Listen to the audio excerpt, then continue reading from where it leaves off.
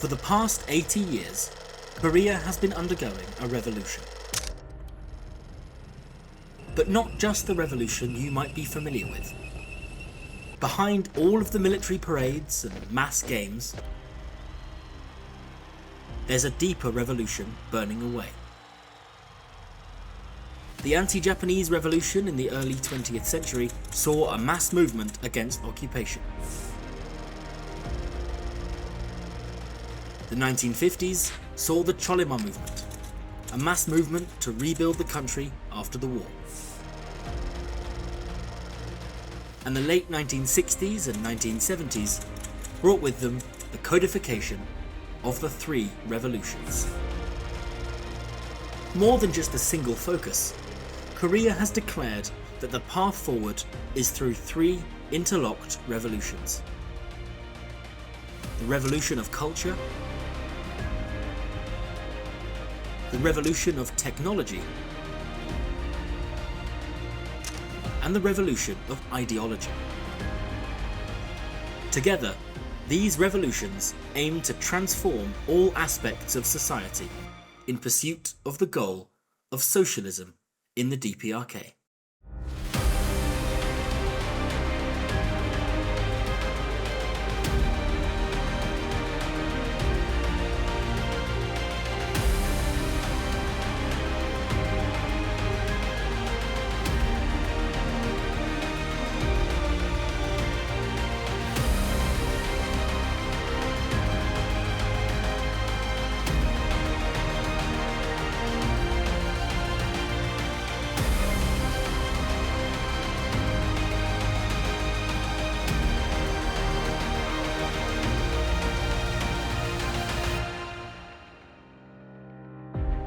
Today, we'll look at the Ideological Revolution, how the DPRK created a unified national outlook, eliminated feudal and colonial ways of thinking, and brought the masses under the banner of the party.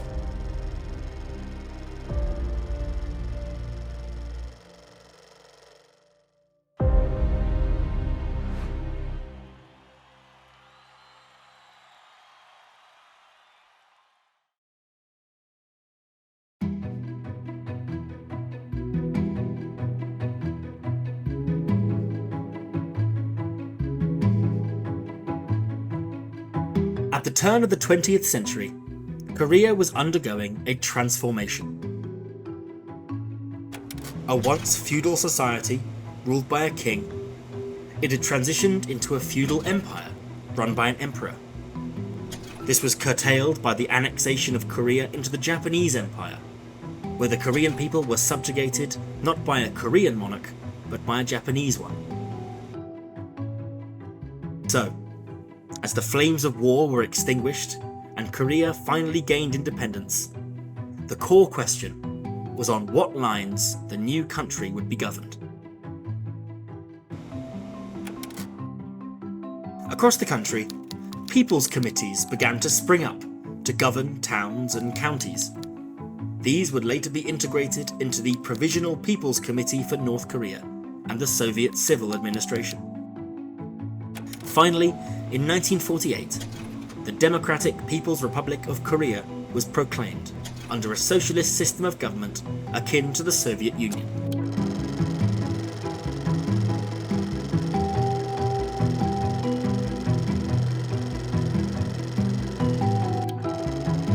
However, with the outbreak of war in the 1950s and the subsequent rebuilding of the country in the 1960s, the DPRK began to strive for an independent model of governance, one based on a national ideology rather than a foreign system. Alongside the more tangible revolutions in culture and technology, which would see modernization in the economy and improvement in living standards, the driving force of the three revolutions would be one of ideology. A push to transform and unify the people under the banner of the party and the national ideology of Juche, or self-reliance.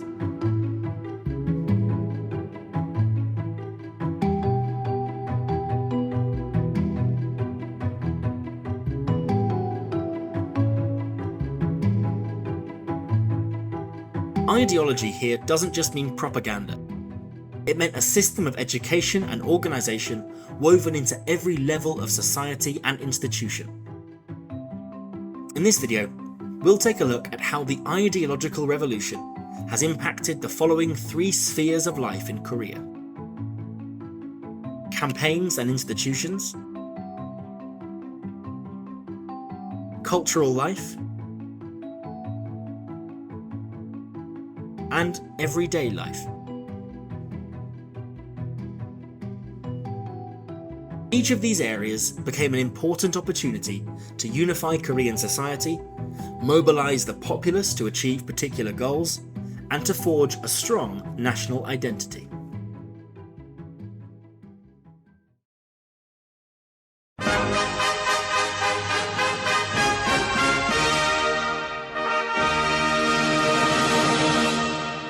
Within the three revolutions, or 삼대 혁명, were a series of smaller campaigns and policies.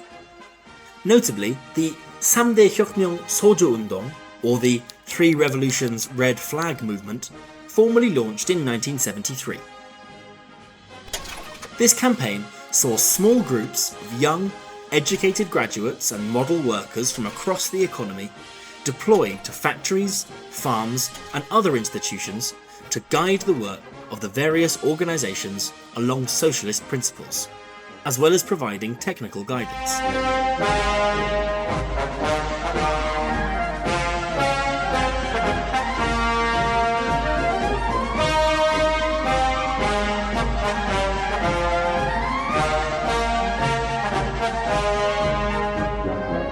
The aim of this project was to accelerate the implementation of technical developments, cultural developments, and to ensure the institutions across the country operated in line with the broader national ideology.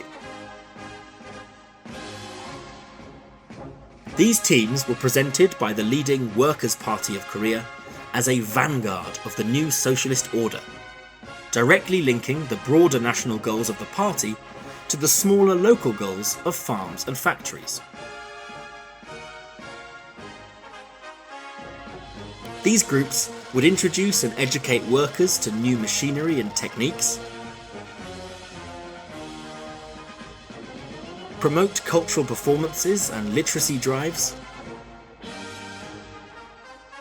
and run study sessions on the Juche ideology and the works of the leadership.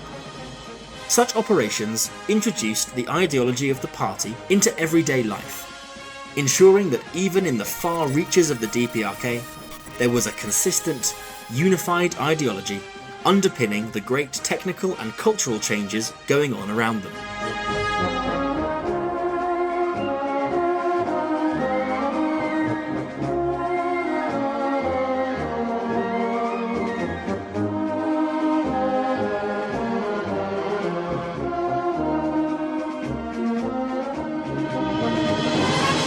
Alongside the Red Flag movement, Korean society had already begun to unionise and form mass organisations.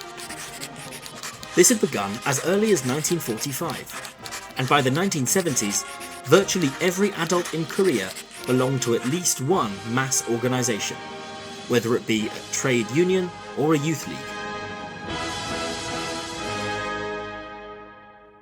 These organisations ensured that every citizen was included in a structure which encouraged ideological study alongside discussions on improving their respective fields. Today, Korea is home to many leagues and unions, from the Children's Union of Korea, which the country's school-aged children join on key national holidays,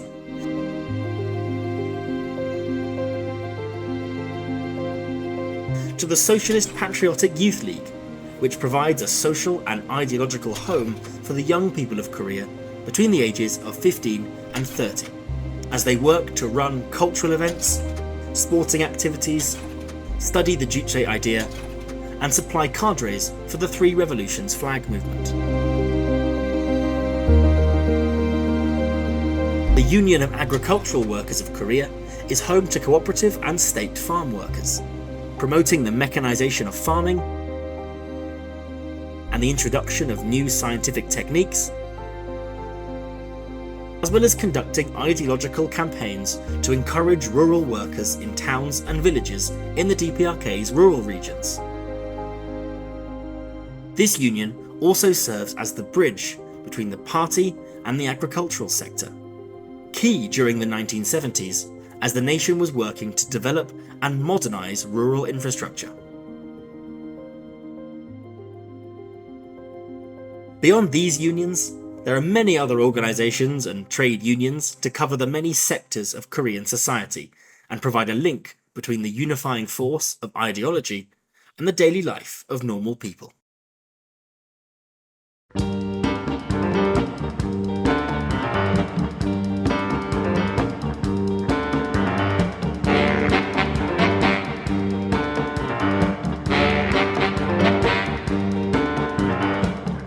As the Cultural Revolution brought with it radical developments in the arts, music, education, and cultural spaces, the Ideological Revolution served to underpin these changes with a strong socialist message. If you haven't already seen the first episode in this series, go and watch that now to find out how the Cultural Revolution impacted the DPRK. It's important for understanding this part.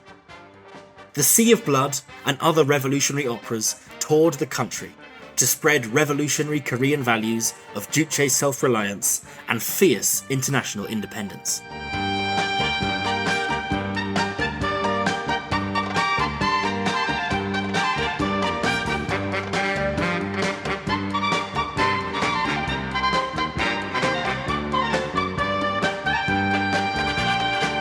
The release of On the Art of Cinema by the General Kim Jong-il brought with it a new focus for film production, one grounded in ideological education. Film was now a tool to instill moral values in the viewers, not only to entertain them.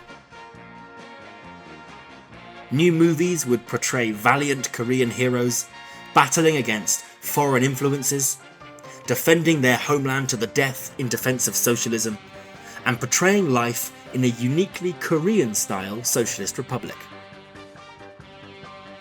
Movies like The Flower Girl and operas such as The Sea of Blood served as textbooks of ideology on stage and screen, whilst artists from the Mansudae Art Studio began producing murals, mosaics, and posters reflecting the importance of unity, socialism, and Juche.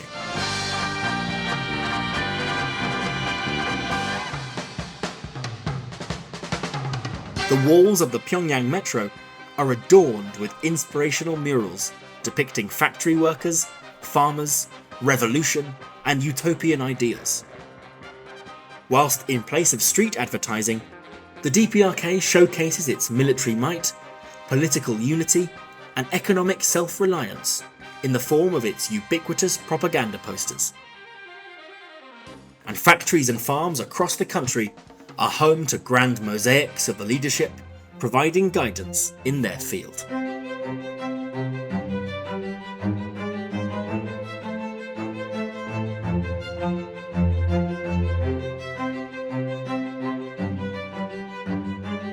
Below the national government, below the provincial level committees and city governments, below the neighbourhoods and villages, the DPRK has an even smaller administrative unit, the Inminban, or People's Units.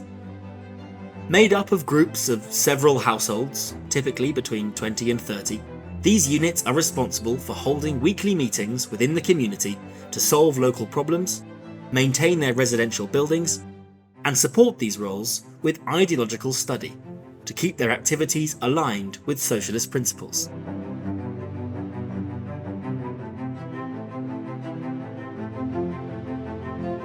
These groups organise local clean-up days, coordinate support for local families or individuals, and manage domestic tasks for the neighbourhood. These units meant that the ideological revolution and ensuring daily life follows revolutionary socialist values is carried forward into how the neighbourhoods are managed. The implementation of socialism and socialist ideology into the workplace and educational institutions meant that citizens were encouraged to combine their labour and education with the ideals of the revolution, and to consider how they could implement their skills for the benefit of the nation at large. Participation became a social duty, with members of the Socialist Patriotic Youth League organising mass dances to celebrate national holidays.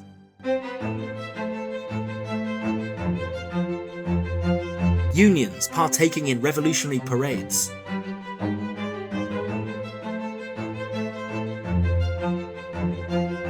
And work units paying group visits to important revolutionary sites around the country.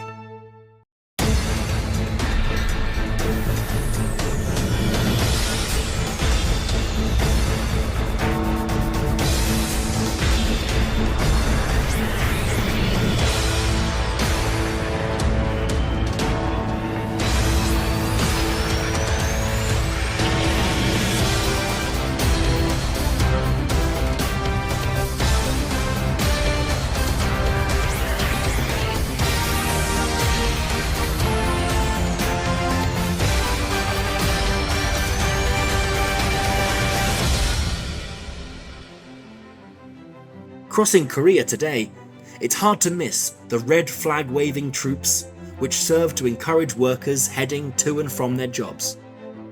They can often be seen on farms and construction sites, playing music and waving their socialist red flags to add a level of revolutionary zeal to the work.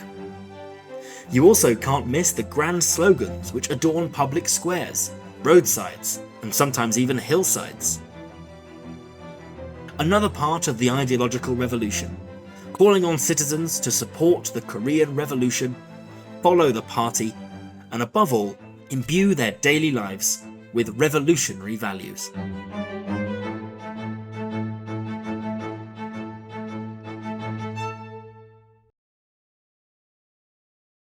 The ideological revolution was perhaps the foundation for the three revolutions as a whole, to foster a unity between the people and form a basis for the upheaval and renewal of national culture and the national economy.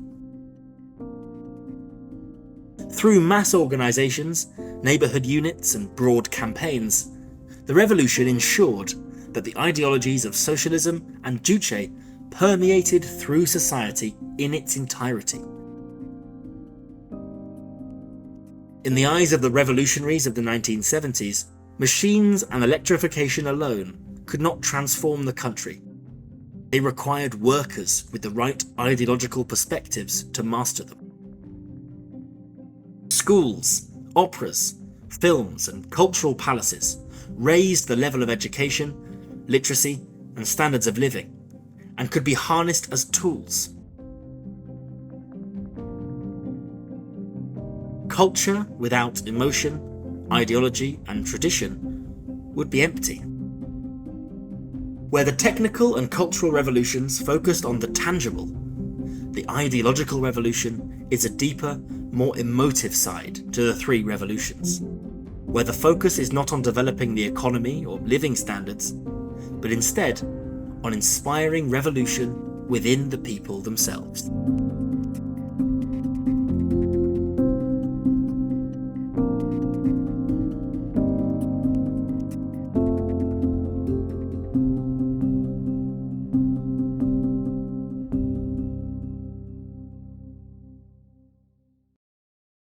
I hope you enjoyed this video, the final episode of a three-part series on the three revolutions in the DPRK. Hopefully, you've realised that the three revolutions are woven into the very fabric of the country itself.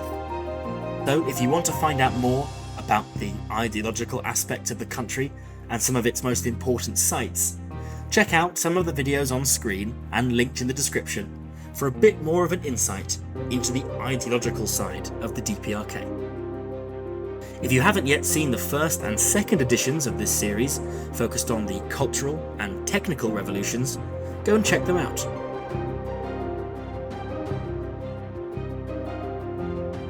If you enjoyed this video or this series as a whole, please consider subscribing, liking the video, and supporting me on Patreon, which is linked in the description. I really mean it when I say every little helps, and I wouldn't have been able to maintain the DPRK Explained project as long as I have without the incredibly generous support from my patrons on Patreon.